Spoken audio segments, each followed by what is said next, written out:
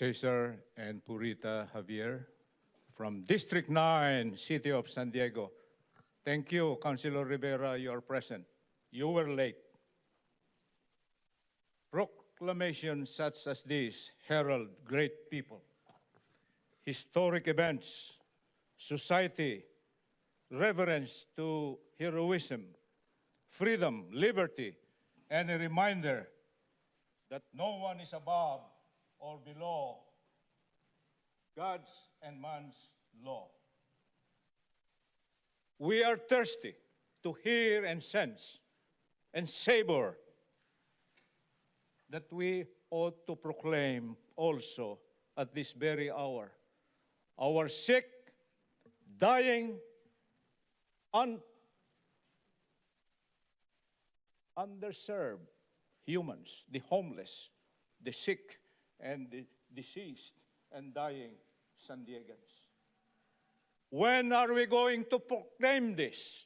Liberty from, freedom from poverty, from injustice. Sir Lakaba, where is the mayor? Stand up, representative, and hear us. Judicial branch, Mom Herbert, what's happening? Where is the law? Legislative branch, where is the law? Where is freedom? Where is liberty? We have been mentioning Kumeyaay survivals. What are we doing? We are the descendants of Kumeyaay people. Sir Lakaba, let's wake up. Executive branch, we revere you. And I will proclaim this, that there is a ready mayor position in the person of Henry Foster from District 4, who discovered that there is a wrongful secret decision here. Footnote 7. Injustice to humans. Injustice to man as element of urban planning.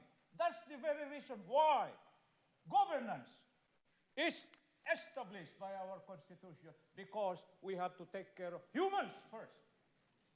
Second, our ecology. Third, our society. Fourth, mobility, circulation. Sandag is taking over mobility, transportation in the county. Thanks for Sandag, because it is predominantly civilian organization, not a political unit. However, it is now balanced by political, corrupt politicians. I can name them. Councilor Rivera, I have the evidences. I just got the evidence last night, sir. And this is a challenge why we stand here, because this is for our future. San Diego is a beautiful country, if I may say it. Beautiful country because this is the home of the soldiers. Your time has concluded. Allegedly, Audra, if you can please come forward.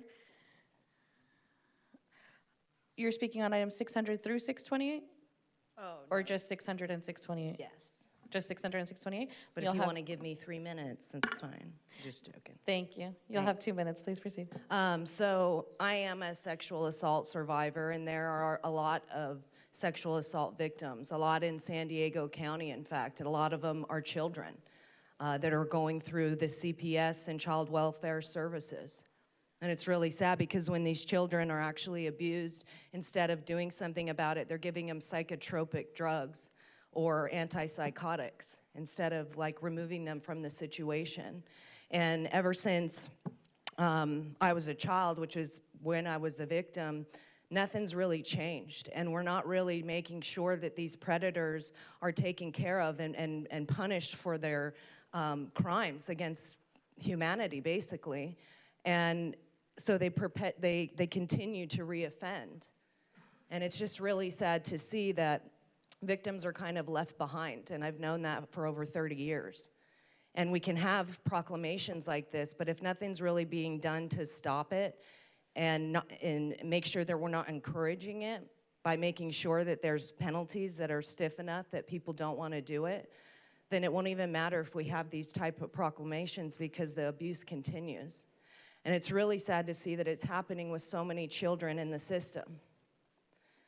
And it's when they're being taken from their parents and given to a foster family or a caretaker. I have a friend whose daughter, they found her vagina was swollen and red, and she had a UTI, and those are signs of sexual assault. And it's happening at the Polensky Center, which is in the city. It's run by the county, but it's like, how many people have to come forward before something is done? I mean, and you shouldn't have to be a victim for it to matter. And it's just sad that we even have to be talking about this, but it's so important to talk about, because then we can stop the problems and we can stop the suffering of the children. And that's my main goal. My name is Dr. George Conley Jr. I am the president / poll marker of the San Diego Alumni Chapter of Kappa Alpha Psi. First, I'd like to thank the members of Kappa Alpha Psi for showing up this morning.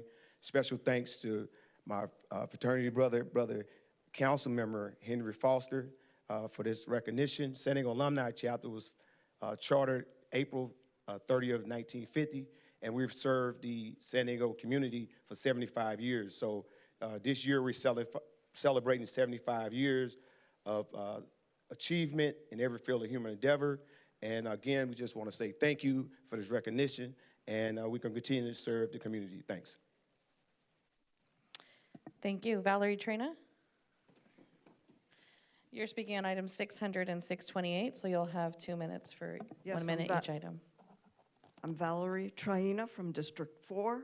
I'm here to speak about the lack of accountability for the processing of rape kits.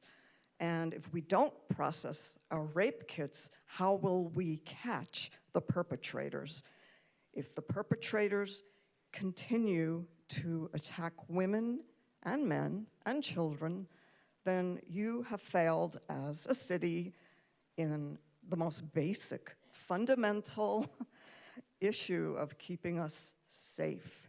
And so I am here to urge you in the strongest of terms to do an audit. Let us know, have you processed these rape kits? If so, how many have you done? Are there any that you haven't done? Is there a backlog? This has been going on for at least 10 years. It's time. We're at the breaking point. People of our city want to feel safe, and that is your duty. Thank you. Please proceed. Thanks, Diana. Good morning. My name is Latham Staples again, District 3. I was sexually assaulted February of 2024. I attended a dinner with 7 other individuals. There were 8 of us total. The entire table, we were all drugged, and I was found by this was up in Los Angeles. We were attending a Grammys party. I was found by a Los Angeles County Sheriff's Department officer at 3 o'clock in the morning with no clothes on in an alleyway. They believed I was drunk and inebriated, stuck me in a drunk tank, and because I didn't have clothes, they had stuck me in a jumpsuit. So when I woke up, I was coherent enough. I was in a jail cell, didn't realize what was going on. I've never been in criminal trouble before and was thinking to myself, what have I done here? By the time I was finally able to get out of the drunk tank, I didn't have my cell phone, I had nothing on me. So I had to walk 1.5 miles in pouring down rain back to my hotel to find my other colleagues that were with me. Finally, once we were able to become coherent enough, we decided to not attend the Grammys and to drive back to San Diego. And when I was passing around the Oceanside area, I finally was coherent enough to call 911. San Diego Police Department, as a courtesy case, as they call it, decided to handle the case. They would handle all the initial intake, the testing, and then they would then send it back to the Los Angeles County Sheriff's Department.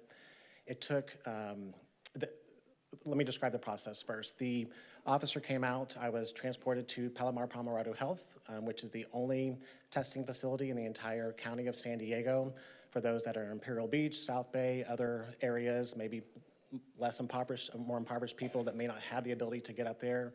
It's hard for some people to get up there. Thankfully, in my case, the officer drove me up. It was a 3.5-hour long exam, very intrusive, going over every part of my body, taking DNA swabs and photos.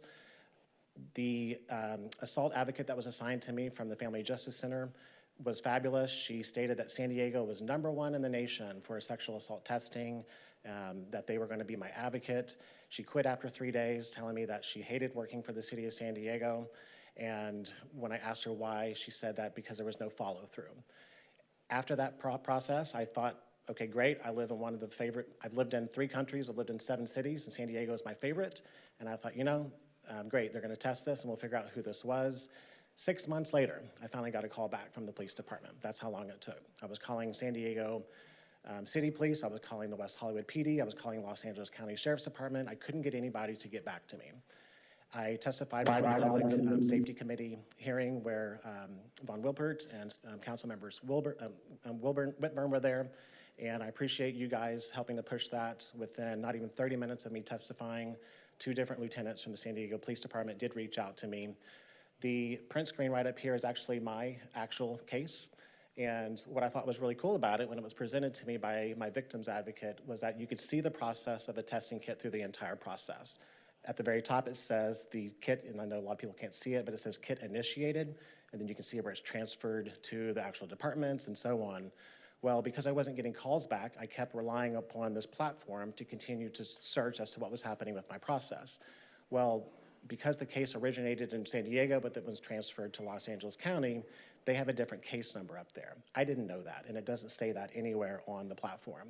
So this whole time I was checking by the case number that was provided to me by the SDPD, yet it was actually under a different case number, and that's the reason why only the very first process is initiated. California law dictates that sexual assault kits must be transferred to the testing facility within 30 days, and that they must be tested by day 120. In my case, it took 7 months before my kit was actually transferred to the actual testing facility, and it was almost a year after that my test was finally completed. So the process is broken. I appreciate you guys having this proclamation, but to me it's a little bit kind of like lipstick on a pig. If we don't have the enforcement and everything else behind it, it's just all words. And so I appreciate you guys. I hope that you guys will look into this because this process is broken. Thankfully, I was so drugged that I don't recall the actual incident itself, which I believe is a blessing. But I felt like I was being victimized all over again when every single time I had to continue to reach out and no one seemed to care. Thank you. Thank you. I started this process. I was the one that initiated the rape kits backlog 10 years ago, 2015. 10 years ago. During that time, I appeared in front of many city councils and received tons of pushback. I was told over and over again why it was not important to test rape kits. This went on for years. Finally, I guess, and I can't remember the years now, but about 3 years ago, they decided, they capitulated, only because of the pressure we were putting on. Media got in on it, but one of the things I remember the most was I was brought before a grand jury on this subject. And I was told by the grand jury that the sheriff's department and the crime lab director were calling the victims frequent flyers. And that the police actually had pictures of rape scenes in their department. This is horrendous. Also, California deemed San Diego as the worst in the state on prosecuting sexual assault. So for 10 years I've been fighting this, and I'm not going to shut up now. This proclamation, what I would like this city council to do is when they do this proclamation that you mean it. I understand that the city attorney has said that the rape kits have been caught up, but now, first of all, we would like to see those numbers. We'd like to see what's happening, but now I would like to see the prosecutions. Thank you for that concluding remark. Susan Bain. Thank you. My name is Susan Peinado. I know many of you. I am the co-founder of the Democratic Women's Club of San Diego County. And the reason we are doing this, as others have said, is not to just hound on you guys. Thank you so much for your support of this, but we need for you guys to really, really put teeth in this and to just put pressure to make sure that the backlog has been cleared, as said, because this is such important an issue to every one of you. Because sexual assault is one of the most underreported crimes, So we know that there are many other unreported crimes, and we have to make sure that those are also addressed.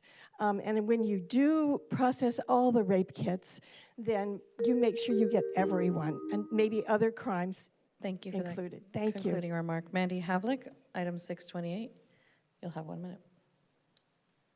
Good morning. My name is Mandy Havlick. I want to thank you for recognizing Denim Day and Sexual Assault Awareness Month. As a survivor of sexual assault, this day is deeply personal to me. It's more than just a symbolic gesture. It's a powerful statement of solidarity and a call to action. So by wearing denim, we challenge the harmful myths that blame survivors and excuse perpetrators, and we send a clear message that what someone wears is never an excuse or an invitation, and consent is never implied. But we must also look beyond the symbolism. Across the country and right here in San Diego, we have untested rape kits. And a lot of times what happens with sexual assault is the aftermath, the secondary trauma, the lack of support or the lack of responsiveness by those who are in charge. And so with that, when we delay testing, we send a message to sexual assault survivors that we don't care or that their experience doesn't matter. And so we must treat this backlog like the crisis that it is. We want to prioritize funding and staffing and put an emphasis on these rape kits. Thank you. Thank you for that concluding remark.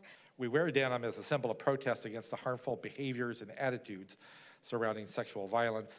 Denim Day kicks off a rape prevention campaign where we collectively stand together as a visible statement that there is no excuse and never an invitation to rape. On behalf of the City Council, in the spirit of raising awareness to this pervasive issue, I ask my colleagues to join me in proclaiming April a Sexual Assault Awareness Month in the city of San Diego. And in a little change from our traditional things, I'm going to move the proclamations with one amendment. On 6/28, the Sexual Assault Awareness Month, in the last whereas, I'm going to insert the phrase, testing every rape kit. So the last whereas reads,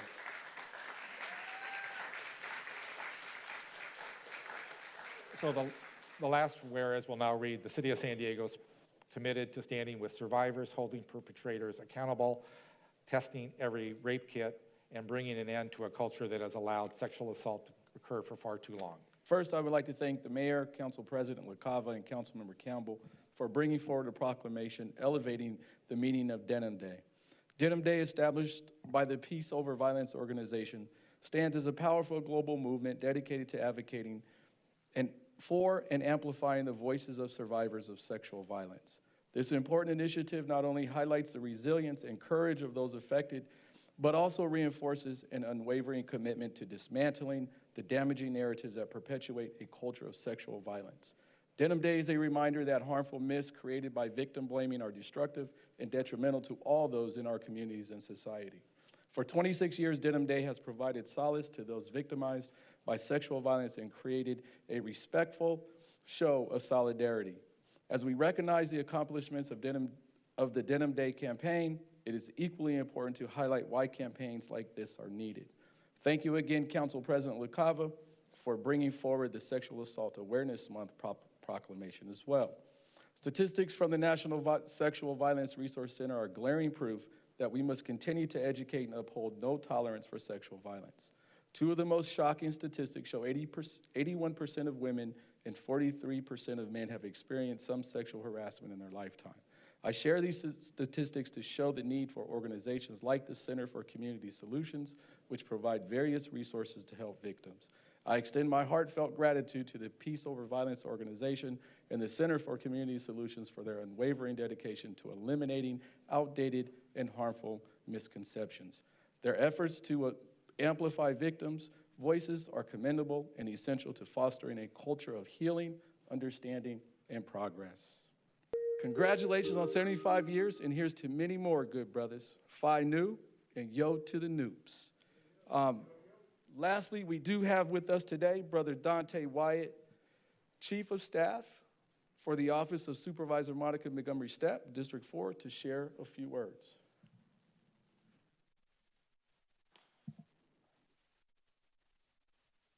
I'll keep it brief. I know you guys have a lot of things on your agenda, but on behalf of Monica Montgomery Stepp, San Diego County Supervisor for District 4. She wanted to first of all bring greetings to this esteemed body that she once served on, and with many of the members who are still here, and also bring greetings to the Brothers of Kappa Alpha Psi in honoring their 75th anniversary. In addition to the proclamation provided by the city, the County of San Diego is also going to provide a proclamation. Monica Montgomery Stepp is well aware of the history and the leadership that San Diego has received from members of Kappa Alpha Psi.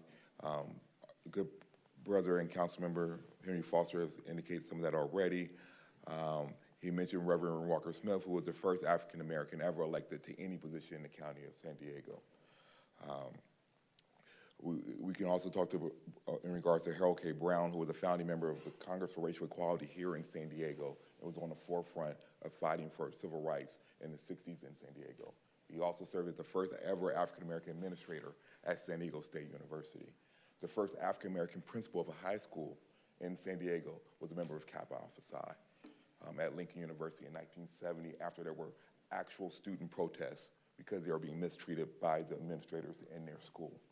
So Monica Montgomery Stepp is very well aware of the history and the contributions of the San Diego Alumni Chapter of Kappa Alpha Psi, and we are here to present this proclamation in conjunction with what the city is doing, and thank you for your time. Thank you very much, good brother. And congratulations to all PROC recipients. I'm going to speak today on item 600. It's important to recognize Denim Day each year to reaffirm our commitment to ending sexual violence and supporting survivors of sexual assault. This worldwide tradition began in Italy when a court wrongfully blamed a victim for her rape because she wore jeans. The San Diego Police Department and City Attorney's Office have worked hard to pursue justice for victims of sexual assault. Your Safe Place, a family justice center, offers crucial services to survivors free of charge through the San Diego City Attorney's Office. We must continue to teach respect for everyone, and that rape is a violent crime that should never occur. We must empower survivors and stand with them every day. As city leaders, we must do everything we can to keep our community safe, and I am grateful to the many community organizations and staff from the city and the public that have used their efforts to address this issue to bring progress in this modern day in this regard. Thank you, Council President. It's very good to see a full room. Congratulations to Councilmember Foster and all of your brothers. It's lovely to see you all here. Apparently I got the memo too. I wore the right color. I also want to thank everyone for coming in to speak about an incredibly important topic like Sexual Assault Awareness Month. It wasn't too long ago that government bodies like ours didn't want to hear these things. And so I'm very glad that we're here and we're talking about it because it's incredibly important. If we don't talk about it, we'll never stop. I want to thank the Family Justice Center for the work you do as well. It's not easy work to do, and I appreciate all you do for folks who come in every day. I'm glad we're expanding the Family Justice Center model throughout the county as well. I want to thank the Democratic Women's Club for coming in as well, and for victims for sharing their stories. It's not easy to do. So thank you for sharing your story. Thank you for coming to our committee. I have been aware of the sexual assault backlog issue, as have many advocates here, and our police department has, under this council, under this mayor, has worked to clear it, but I do understand the need for more information. So I've already asked the police department, they've agreed to present at my public safety committee in May an informational item on how they've cleared the backlog and the numbers. And I'm going to invite the Family Justice Center to come too in May to explain what you all do so that we can have a public discussion about it. But thank you again, everybody. Denim Day is something we have to remember every year. It was a 15-year-old young woman in Italy who was on her first driving lesson, and a 45-year-old driving instructor pulled her over, took her out of the car, and forcibly raped her.